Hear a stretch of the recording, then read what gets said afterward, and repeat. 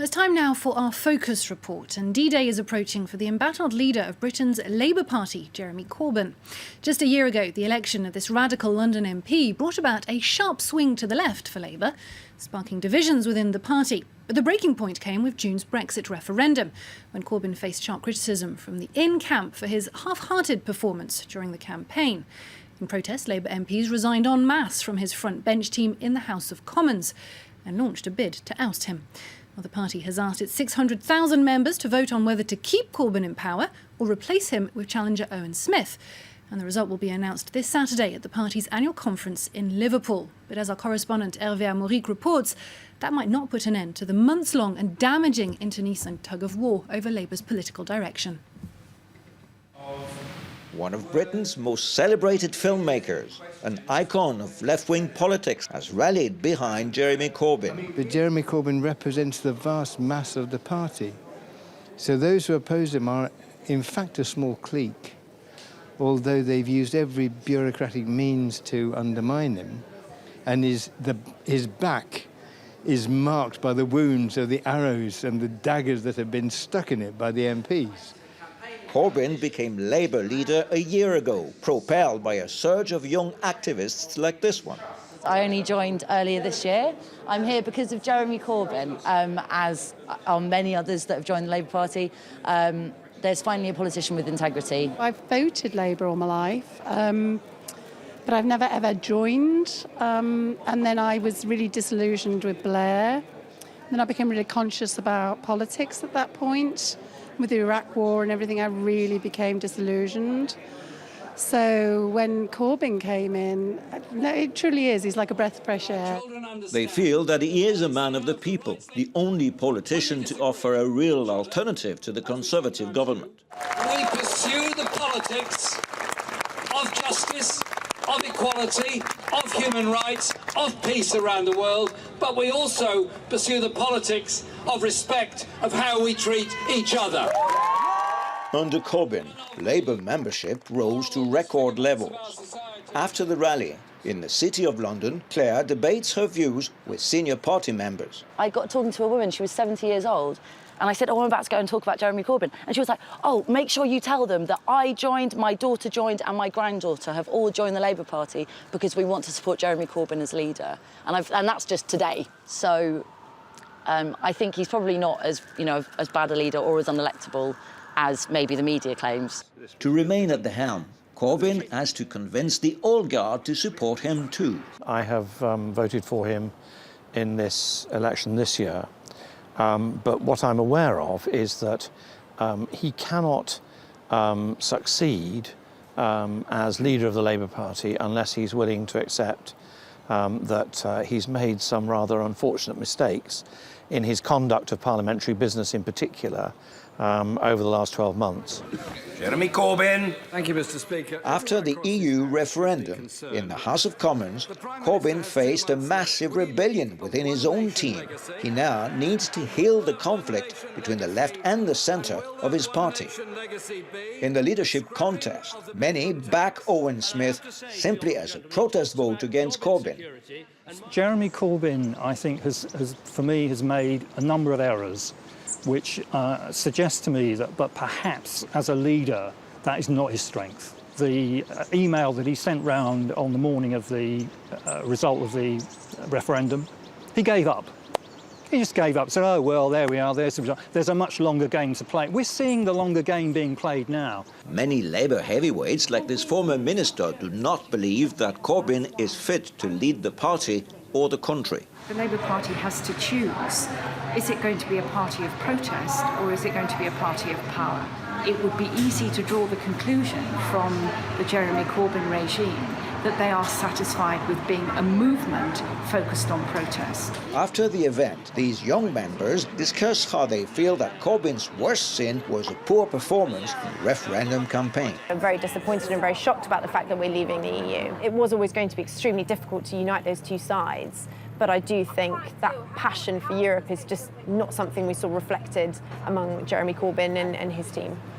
The Labour Party is as far as it's ever been to the electorate. And it has a huge task, a huge mountain to climb to get back there. It's not impossible, but we are far away. In the opinion polls, however, 1 year on, Jeremy Corbyn is still best placed to lead the opposition.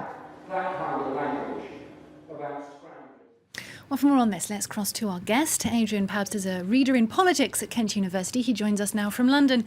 Hello, thank you for being with us. Hello. Does the Labour Party need to admit that it's going through an identity crisis?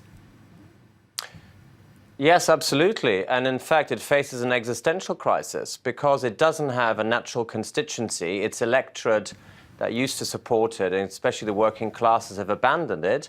And Jeremy Corbyn has very, very little appeal outside some very, very narrow circles in British society. So yes, it's an identity crisis. It's an existential crisis because Labour doesn't know what it's for. Who does it represent? Who does it speak for? And looking at the Brexit vote, isn't the entire nation going through a similar crisis with its own regional and demographic divisions? The country is very divided, absolutely, and Brexit is very symptomatic of deep divisions within the country between London and the rest, between the more prosperous south and the north, between young and old, between city and countryside, and so on. But the fact is, Labour is not really where the people are. Labour isn't talking about the big issues that matter, like family, like work, like patriotism.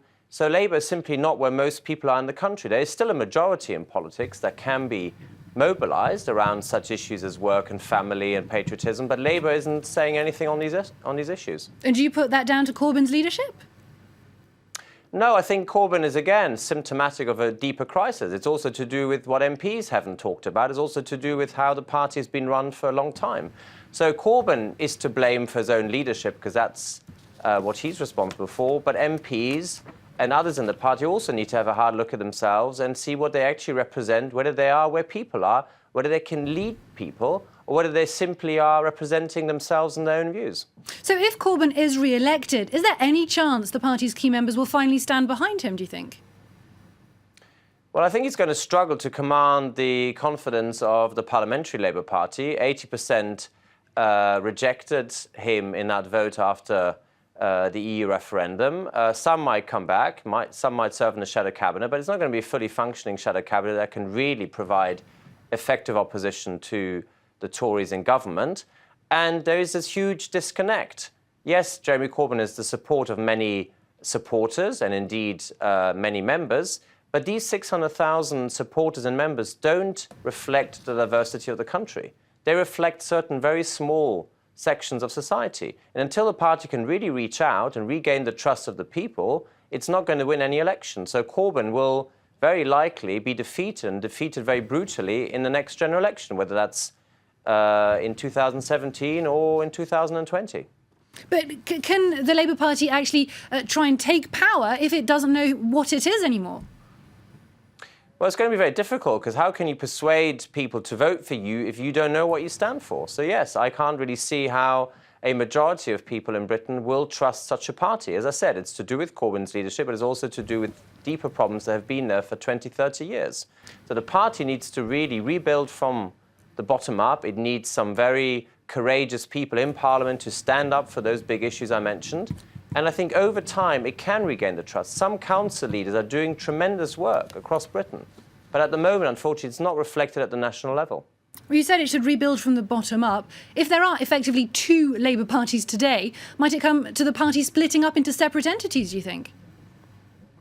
I don't think a formal split is on the cards because people, I think, have learned the lessons of the 1980s where the formal split basically confined Labour to even more years in opposition. So I don't think there'll be a formal split, but clearly the party is very divided. But let's also not forget that the party isn't simply divided between Corbyn and the hard left on the one hand and, say, the Blairites on the other hand. That's too simple. There are lots of people in the party who aren't Corbyn, who aren't Blairite, who want a party that speaks on the big issues. And I do think that is also, in the end, a majority of MPs, if they can organise and if they have the courage to basically speak on those issues. So the party isn't just divided in two, it's divided into more factions, like all parties tend to be. What it now requires is very, very courageous actions by MPs, by activists, by council leaders and others across the country to regain the trust of the people. That's the only road back to power. And this internecine war has all but eclipsed Brexit's political fallout for the government. How much of a godsend is this for as the crisis for the Conservatives? I'm sure in the short term the Conservatives will be jubilant when Corbyn is reconfirmed as Labour leader, because it means that they can go into the next election, whenever that is, confident of winning, and winning potentially very big. However, we also know from history that no government in the end is at its best when it faces a weak opposition. All good government needs strong, robust opposition. So the Conservatives shouldn't really be cheering, because it's not in the national interest to have an opposition that's so divided and so weak. They should actually hope for a strong opposition, because it's going to make their own government a lot better. And that's really what a very divided country like Britain now needs. Adrian Pabst, thank you very much for having spoken to us. Thank you.